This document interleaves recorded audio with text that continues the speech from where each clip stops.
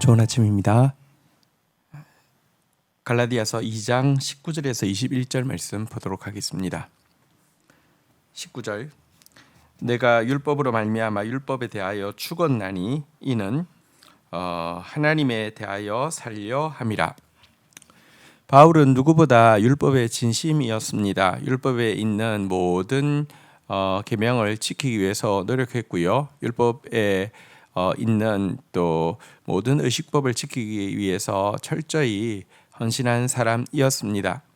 그러나 그가 정직하게 율법 앞에 섰을 때 그는 내가 율법으로 말미암아 율법에 대하여 죽었다 이렇게 고백을 하고 있습니다. 여러분 정말 최선을 다해서 노력해본 그의 결론은 나는 죽을 수밖에 없는 죄인이구나라는 정직한 인식이었다는 것입니다. 바리새인들은 그러니까 율법주의자들은 달랐지요.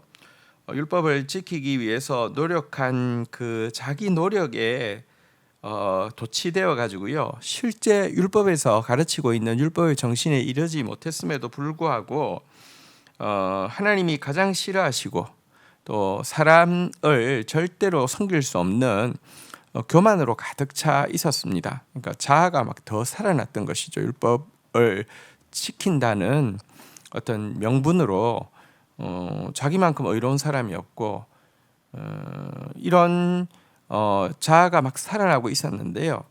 그러나 바울은 정직했고 정직한 마음으로 율법에서 가르치고 있는 가르침을 따르기 위해서 최선을 다했더니 그 결과 율법으로 말미암아 율법에 대하여 죽었다. 나는 율법 때문에 하나님 기준 앞에서 나는 사형 선고를 받았다. 이렇게 이야기를 하고 있습니다. 그런데 그 사형 선고가 뭐랄까요? 끝이 아니었다는 것입니다. 이는 하나님에 대하여 살려 함이라.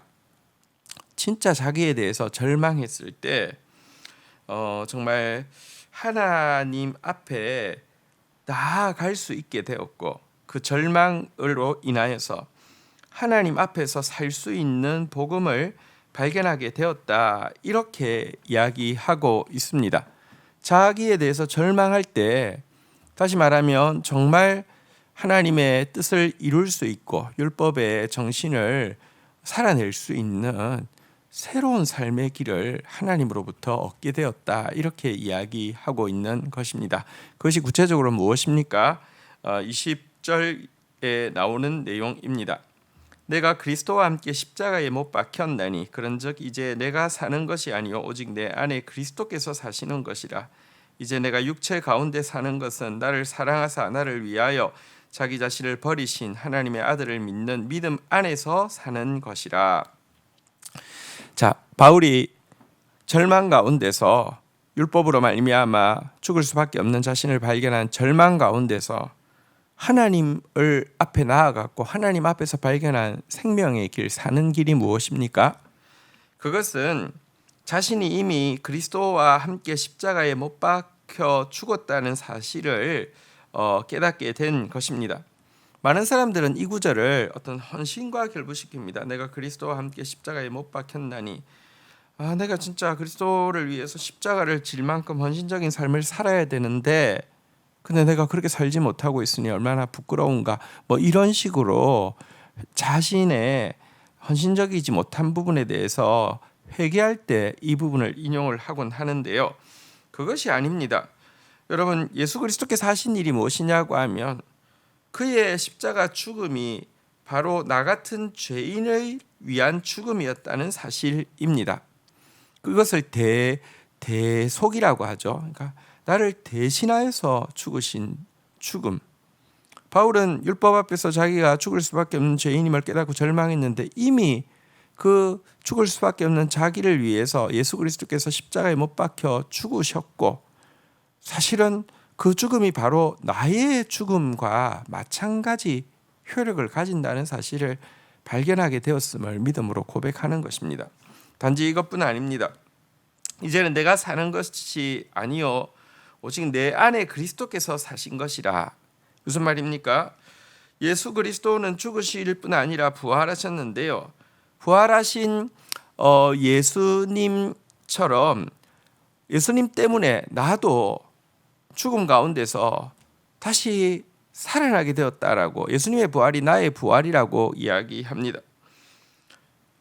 이제 예수님 안에 계시던 성령님이 예수를 주로 고백하고 예수의 대신 죽으심과 대신 부활을 믿음으로 받아들인 자에게 성령께서 내 안에 내주하시고 사신다라고 고백하는 것이 이제는 내가 사는 것 아니고 내 안에 그리스도께서 사신 것이다. 이 고백이 담고 있습니다. 이제 내가 육체 가운데 사는 것은 나를 사랑하사 나를 위하여 자기를 버리신 하나님의 아들을 믿는 믿음 안에 사는 것이다 라고 이야기하면서 이제부터 그의 삶의 방법이 달라졌다라고 이야기를 하고 있습니다. 여러분, 물론 바울은 육체를 가지고 있기 때문에 내 육체 안에는 과거 삶의 그 방식, 죄악을 따르는 방식에 의해서 여전히 유혹받고 또 넘어지기도 합니다. 하지만 이제 나는 내 그 육신 안에 나를 유혹하는 옛사람의 소욕을 따라 사는 것이 아니라 나 같은 자를 사랑하사 나를 위해서 생명을 버리신 하나님의 아들이신 예수님, 그리고 내 안에 그 들어와 있는 예수의 영이 성령님을 의지하는 마음으로 사는 것이다. 이렇게 이야기를 하는 것입니다. 그러니까 성령을 따라 사는 삶을 살지 육체의 소욕을 따라 사는 삶을 이제 살지 않는다. 이렇게 이야기하고 있습니다. 다시 보십시오. 그의 죽음이 나의 죽음이 되었고 그의 부활이 나의 부활이 되었고 이제는 나는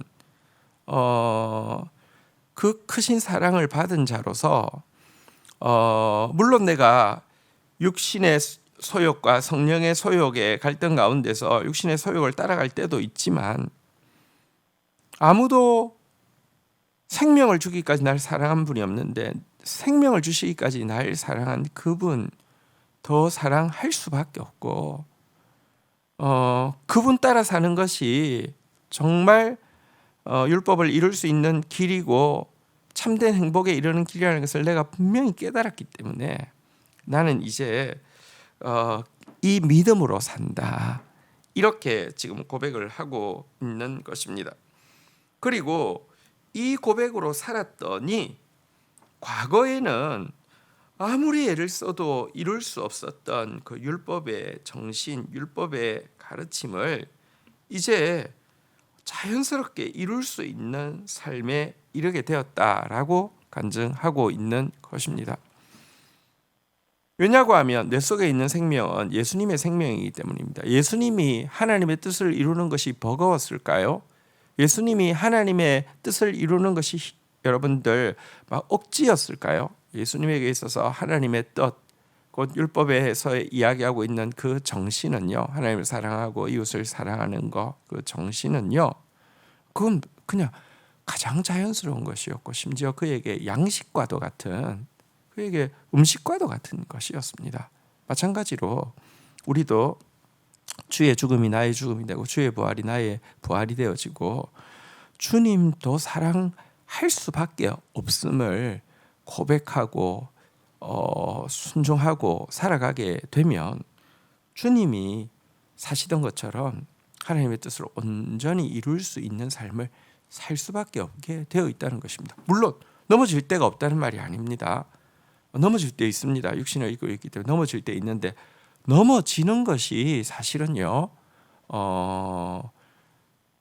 가끔 있는 일이고 또 비정상적인 일이고 내가 내 정신이 아니었기 때문에 일어나는 일이지, 여러분 예수님이 실패할 수 없는 것처럼 예수님이 범죄할 수 없는 것처럼 사실 우리 안에 예수 그리스도로 말미암아 거듭나게 된 영혼은요 그런 삶을 살게 돼 있고 율법을 이룰 수 있게 되었다는 것입니다. 이것이 바울이 고백하고 있는 믿음으로 사는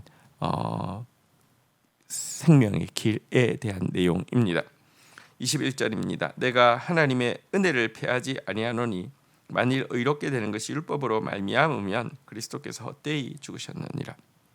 자, 그러면 여러분 행위로 이렇게 말할까요? 내가 율법을 지킨 행위로 구원에 이르는 것과 정말 나는 율법의 율법의 심판 앞에서 죽을 수밖에 없었는데 예수 그리스도의 은혜로 말미암아 용서받을 뿐 아니라 예수 그리스도의 은혜로 말미암아 이 율법을 지킬 수 있는 새로운 시대에 들어가게 된 이 두 가지는 병립할 수 없다는 것을 알게 됩니다. 자, 그런데 계속 율법주의자들은 섞어야 된다는 것이죠. 율법에 기록되어 있는 의식법도 다 다시 지켜야 될 뿐만 아니라 율법을 지키기 위한 노력을 가지고 구원 여부가 이렇게 결정되어진다고 자꾸 이야기하는데, 그렇다고 하면 예수님이 굳이 이 땅에 오실 이유가 무엇이며 예수님이 십자가에 못 박혀 죽으실 이유가 무엇이냐라고 묻고 있는 것입니다. 여전히 율법으로도 구원에 이를 수 있고 은혜로 구원에 이른다는 것이 헛된 것이라고 하면 예수님은 진짜 헛죽음을 죽으신 게 아니냐라고 묻고 있는 것입니다. 여러분 다시 이야기합니다. 구약이 있고 신약이 있습니다. 구약의 훈련을 통하여서 내가 정말 죄인임을 깨닫고 율법으로 말미암아 율법에 대하여 죽지 않은 사람에게는요, 신약, 은혜는 소용이 없는 것입니다. 여러분, 율법 앞에 고통하지 않은 사람에게 은혜는 대단히 방종한 것이 됩니다. 그런 점에서 율법은 꼭 있어야 합니다. 그렇다고 해서 여러분 율법이 소중하니까 하면서 은혜를 배제하고요, 차라리 율법이 있으면 내가 죄책감도 느끼고 잘못됐다는 생각도 하고 하니까 조금이라도 나아지지 않을까? 여러분 한번 보십시오.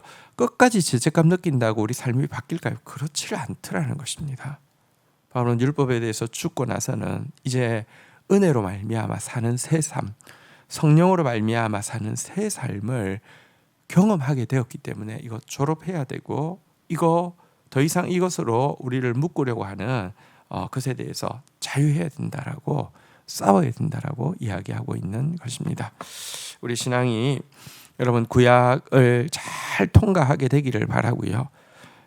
그리고 구약으로 끝나지 말고 구약 끝에서 죄책감 가운데 신앙을 잃어버리거나 죄책감 가운데 종처럼 신앙생활을 하는 것이 아니라 정말 신약의 찬란한 부활에 이르러서 하나님의 아들의 자유를 누리고요, 성령의 인도함 받는 그 승리의 삶을 함께 경험하게 되기를 주의 이름으로 축원드립니다.